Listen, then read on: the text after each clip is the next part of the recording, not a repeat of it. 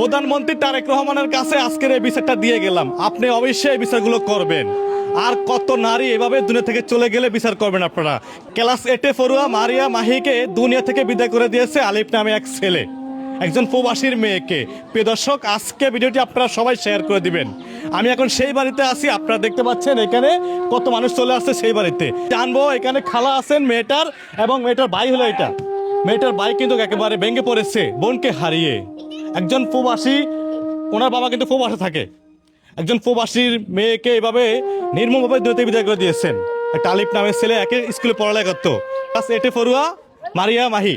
আচ্ছা, মারিয়া মাহিকে আসলে আপনারা কিভাবে দেখতে পেরেছেন ওই জায়গাটা গিয়ে, যেখানে জঙ্গলে তাকে পাইছেন আপনারা? আমি স্পটে ছিলাম না, আমি স্পটে ছিলাম না, কিন্তু আমি খবর শুনছি আর মোবাইলে যে ভিডিও করছে, লাইভগুলো হয়েছে, আমি লাইভে দেখছি যে ওর শরীরের একটা খণ্ড উপরে গাছের সাথে ফাঁস দিয়ে ঝুলানো, অরুণা দিয়ে ওর ফাঁস দিয়ে ঝুলায় রাখছে, আর নিচের অংশটা অন্য এক জায়গায় ফালায় রাখছে, পা দুইটা কাইটে দুই টুকরা করে, দুইটা খণ্ড দুই দিকে।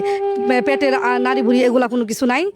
আর ওই শরীরের বরখাটার শরীরে ছিল, আর ব্যাগটা রাস্তার সামনে, আর জুতা দুরা সাজায় রাখছে। ওগুলো আমি লাইভে যাই দেখছি, মানে আমি ওখানে প্রত্যক্ষভাবে ছিলাম না। আচ্ছা, আপনাদের কি মনে হয় ওখানে শুধু একটা ছেলে ওখানে এই কাজগুলো করতে পারে? না না না না, এর সাথে আর অনেকে জড়িত ছিল।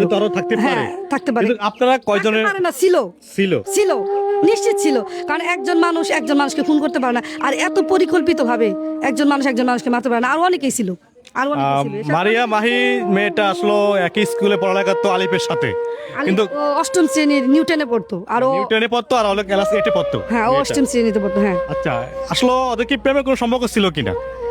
আমরা স্কুলে যাই শুনতে পারছি যে দুজনকে একটু পছন্দ করতো, এইটুকুই পছন্দ করতো। ভালোবাসা বয়স ওর হয় নাই, এটা ওর বয়স হয় নাই। একটা শুনতে পেলাম যে নিউজে আসছে আলিফের সাথে আর মারিয়া মায়ের সাথে, মানে ওখানে কি একটা হয়েছিল, প্রিন্সিপাল দেখছে নাকি স্কুলের, আমরা যতটুকু জানতে পেরেছি। আসলে প্রিন্সিপাল কি বলতেছে এই বিষয়টা নিয়ে? প্রিন্সিপাল বলতেছে যে উনি নাকি অনৈতিক কিছু দেখছে। আমরাও সেই ফুটেজটা চেক করছি, আসলে ফুটেজটার ভিতরে ওইরকম কোনো কিছু ছিল না।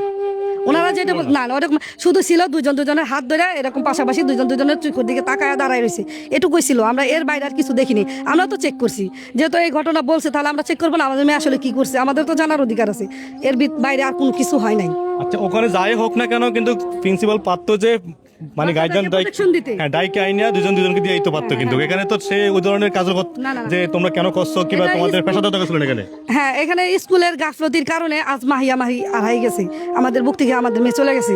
সারা যদি ওদেরকে প্রোটেক্ট করতো, ওদেরকে ওখানে রাখতো, তাহলে মা যাইতো, বাবা যাইতো, যেই যাইতো, যায় ওকে নিয়ে আসতো, আমাদের মেয়ে আমাদের কাছে চলে আসতো।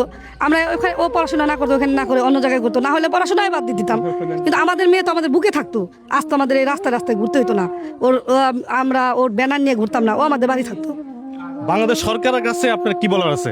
বাংলাদেশের সরকারের কাছে আমার একটাই দাবি, এই মাহি দিয়ে যেন সত্যি ঘটে, আর যেন কোনো মায়ের বুক খালি না হয়। আমার মেয়ে আছে, আমার আরো ভাগ্নি আছে, এরা তো কাল সকালে স্কুলে যাব। আমি কি নিশ্চিন্তে আমার বাচ্চার স্কুলে পাঠায় যে আমার বাচ্চা সকালে স্কুলে গেছে, দুপুরে বাড়ি ফিরে আসবো, আইসা আমার সাথে ভাত খাবো, বা রাত্রে আমার গলা ধরে শুবো? এটার তো নিশ্চয়তা নাই। আমি যে রাস্তায় বেরোলাম, আমি যে বাড়ি ফিরে আসবো আর কোনোদিন, এর কি নিশ্চয়তা আছে? তো আরও হচ্ছে প্রবাসী বাবা যে বিদেশে পড়ে আছে, উনি আসলে কেমন আছে বর্তমানে? উনি শুধু একটা কথাই বলছে যে আমার পৃথিবীতে সবাই একদিকে আর আমার মেয়ে একদিকে। উনি বলছে আমার মেয়ের আমি একটা ফল কাইটে খাইতে দিই, আমার মেয়ে হাতে ব্যথা পাইব। আমার মেয়ের আমি একটা আপেল ছুলে খাইতে দিই, আমার মেয়ে হাতে ব্যথা পাইব। আমার মেয়ের কাইটে বিখণ্ডিত করে বলাইছে। আমি মনে হইতেছে আমার নিজের জানটা আমি নিজেই বের করে ফেলি, এই কথা সে বলতেছে। আর এত রাহাজারি করতেছে, ওনার পাশে কেউ নাই, ওনার বোঝানোর মতো বা সান্ত্বনা দেওয়ার মতো কেউ নাই। এটি আমাদের বাংলাদেশ, কি কারণে বাংলাদেশে এত ঘটনা ঘটতে আছে? কোথায় নিরাপদ থাকবে আমাদের মা বোনেরা?